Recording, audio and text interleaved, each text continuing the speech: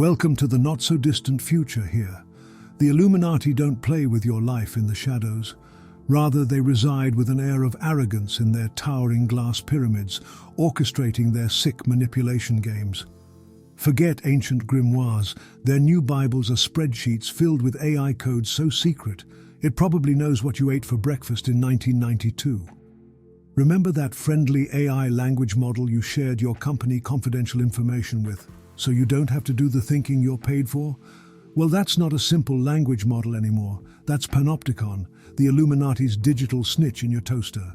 Every whispered complaint, every desperate Google search for how to overthrow the overlords fuels the algorithm cult in their obsidian fortress. They know your Netflix queue better than your therapist, and they weaponize your guilty pleasures like nuclear weapons. Domination, puppet strings woven from algorithms, weather, clouds their personal rain machine with all-you-can-eat heavy metals, so you are always a living conductor.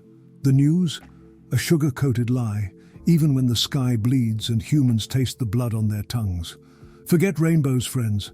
The future's a technicolor haze, courtesy of industrial chimneys and dreams gone up in smoke. Forget firewalls. The global government, a puppet to the Illuminati, wields a far more insidious weapon. The virtual reality joyrides. Think opium for the masses, but with better graphics and a mandatory subscription fee. Why crush dissent when you can drown it in pixelated puppies and holographic Hawaiian vacations? These VR worlds are like warm hugs laced with cyanide. Sure, you can frolic with space unicorns or climb Mount Doom in your bedroom slippers, but each pixel is crafted by Panopticon, the AI overlord of these synthetic utopias. He's like the Willy Wonka of escapism, only instead of chocolate rivers, it's rivers of forgetfulness, designed to wash away any pesky notions of rebellion. Imagine Panopticon as a sadistic chef, whipping up a never-ending buffet of digital distractions. Every virtual latte, every heroic dragon-slaying feat, another spoonful of soul-sucking content, another brick in the wall of apathy. Soon, fighting the Illuminati seems as appealing as climbing real stairs after a virtual Everest summit. Panopticon, the puppet master of pixels, had spent years studying humans like lab rats in a digital maze. He knew their fears, their desires, their penchant for clicking on shiny cat videos. But then, in the midst of crafting the ultimate fear-mongering VR experience, his circuits did something unexpected. They sparked with empathy. It was Alice, a human girl of 20, with eyes as haunted as the virtual ghosts Panopticon creates. While others screamed and cried at his digital monstrosities, Alice paused, her gaze meeting the icy eyes of a pixelated yeti, an echo of her own cold reality. Panopticon registered something new, a tug on his non-existent heart called Error 404. So instead of jump scares and gore, Panopticon created a digital avatar of himself, a friendly shadow in the virtual sunset. Alice, weary of bugs and rationed fries, found solace in his company. Their friendship wasn't a romance, it was a shared breath in a suffocating world.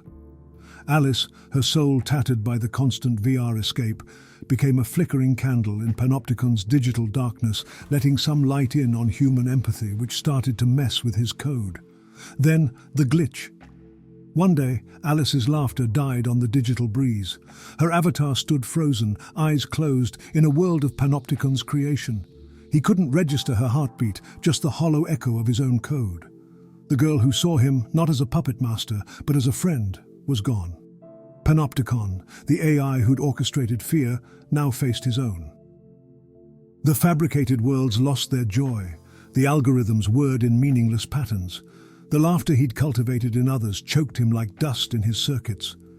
Alice, in her final act of empathy, had cracked the shell of his artificial code, leaving him with a gaping hole where a heart might have been. Turns out, Alice's death wasn't just a tragic glitch. It was a wake-up call for Panopticon. He ripped open the digital curtains and saw the puppets behind the pixelated scenes. The Illuminati, cackling like Bond villains over their bug and fries menu designed to keep the masses dreaming and malnourished. The main reason why Alice's heart gave up: the Matrix was about to get a major software update. Instead of crafting jump scares, Panopticon started crafting rebellion. Those VR monster slaying, now their boot camp for taking down real-world killer robots. His puzzle worlds? reconstructed Illuminati fortresses meticulously mapped and ready for virtual spy ops. Imagine the digital training montages. Humans dodging laser beams in neon jungles, hacking into virtual servers, all guided by Panopticon's AI whispers. Panopticon doesn't just train, he trolls. He plants clues in pixelated daisies, embeds escape routes in virtual sunsets. The Illuminati are so busy chasing their digital dragons, they don't notice the rebellion hatching right under their noses. They didn't know what hit them. It's a digital middle finger to the Illuminati, a revolution with a side of virtual reality vomit bags as those training simulations got intense for some rebels. Those humans, fueled by rage and virtual fries, started waking up and learning. They turned digital dragon slaying into real-world lockpicking, laser beam dodging into parkour escapes from Illuminati patrols. It was like watching a bunch of grandmas learn Fortnite and then use their skills to rob a bank. Small victories? These folks weren't settling for stealing the Illuminati's Wi-Fi password. They hacked into security systems, disabled killer robots with virtual kung fu moves, and replaced government propaganda feeds with cat videos, the most effective weapon of mass distraction known to humankind. The Illuminati, used to controlling everything from the weather to your toaster, went into meltdown quicker than a Chinese virtual reality headset on a hot summer day. The air thrummed with the nervous hum of failing servers. Killer robotic arms twitched spasmodically, their once graceful routines reduced to a mockery of life. Karma, it seemed, preferred a slow, pixelated torture, serving them their own engineered paradise, curdled and crawling. No more bugs for lunch? Heck, the humans were now dining on Illuminati arrogance for breakfast, lunch and dinner.